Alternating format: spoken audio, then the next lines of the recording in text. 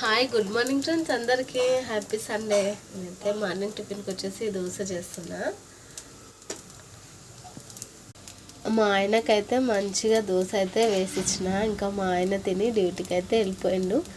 ఇంకా ఆయన వెళ్ళిన తర్వాత నేనైతే వేసుకుంటున్నా. ఇప్పుడు దోశలోకి వాళ్ళైతే కొబ్బరి చట్నీ చేసిన. చట్నీ అయితే టేస్ట్ బాగా వచ్చింది.